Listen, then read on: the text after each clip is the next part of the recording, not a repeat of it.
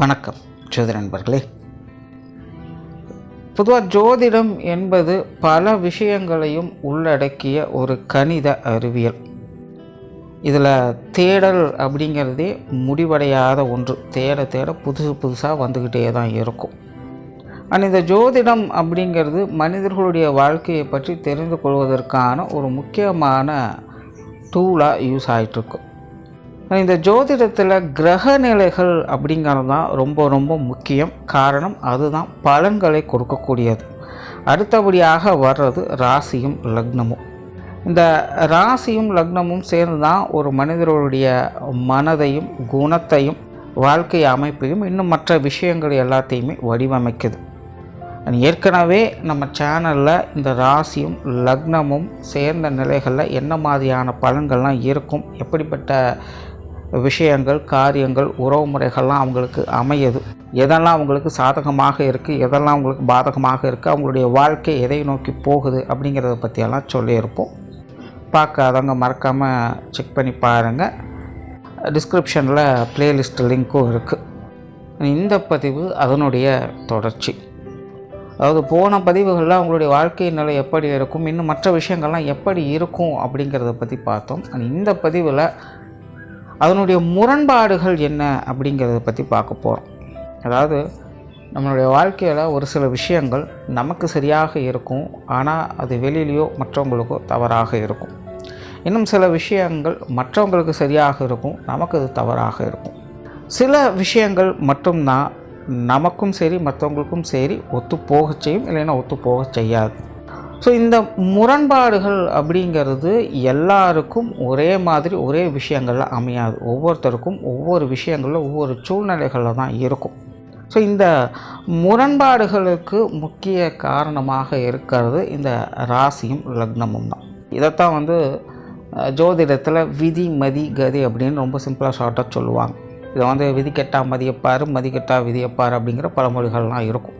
So அந்த முரண்பாடுகள்லாம் என்ன, எப்படி வேலை செய்யுது, ஒவ்வொரு ராசியும் லக்னத்துக்கும் என்ன மாதிரியான அமைப்புகள் இது ஏற்படுத்துது அப்படிங்கிறத பற்றி தான் இந்த பதிவில் நம்ம பார்க்க போகிறோம். தொடர்ச்சியாக எல்லா ராசி லக்ன காம்பினேஷன்களுக்கும் வீடியோ கண்டிப்பாக போடுவோம். ஸோ சேனலை சப்ஸ்கிரைப் பண்ணாங்க, சப்ஸ்கிரைப் பண்ணி வச்சுக்காங்க.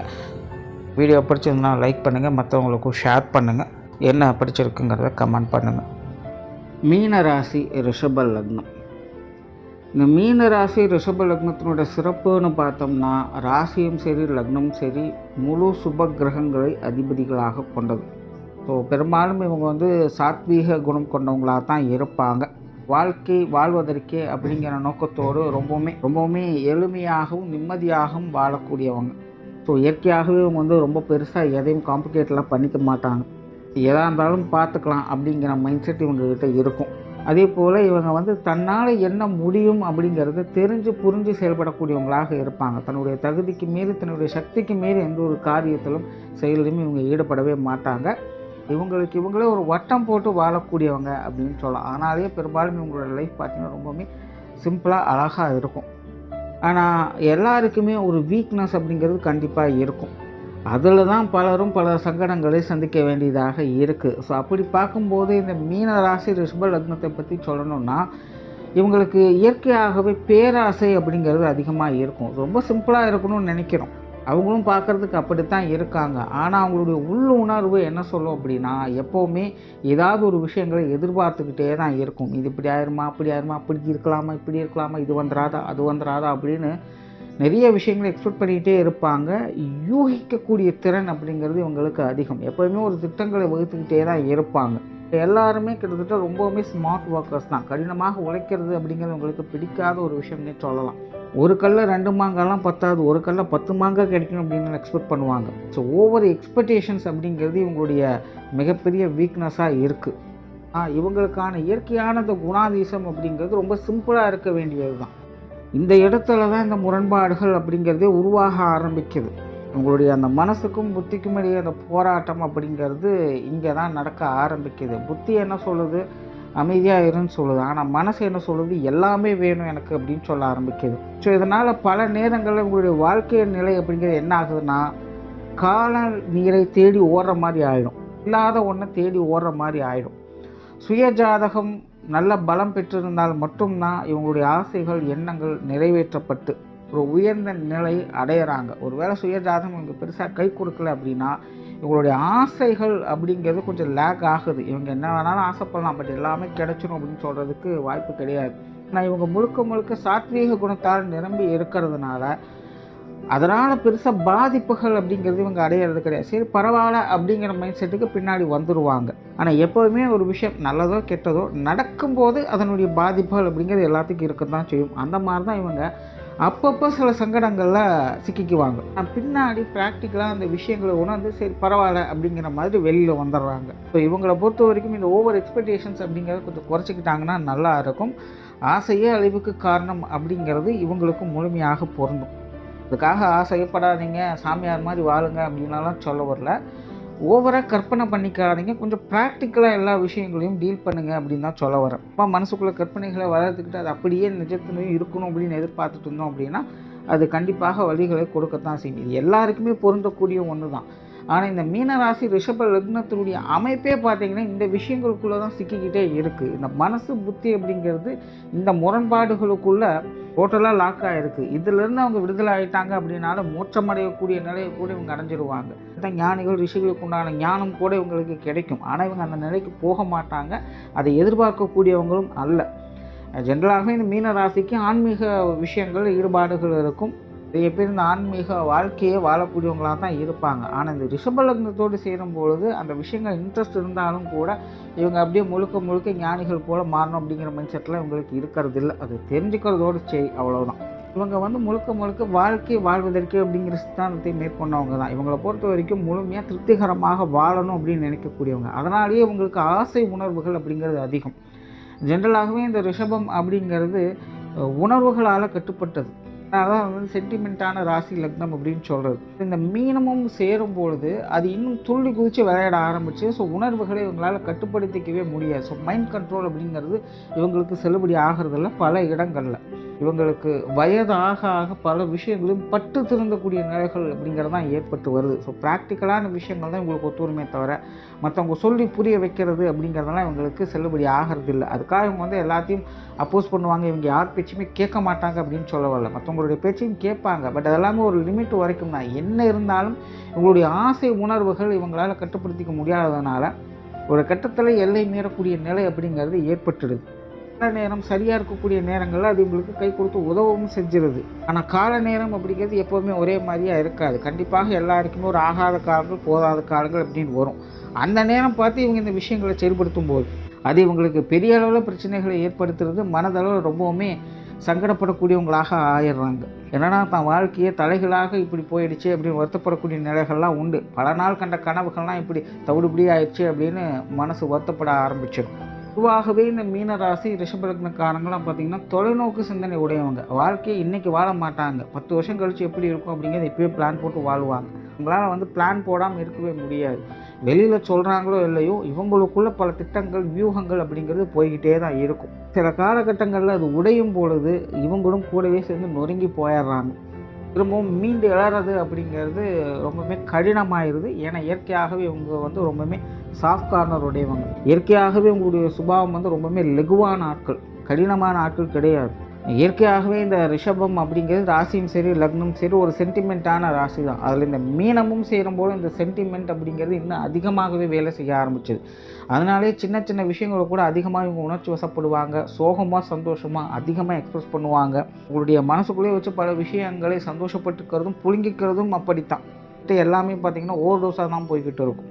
உங்களை பொறுத்த வரைக்கும் உங்களுடைய மனதை அலைப்பாய விடாமல் பார்த்துக்கிறது அப்படிங்கிறது ரொம்ப ரொம்ப முக்கியம்.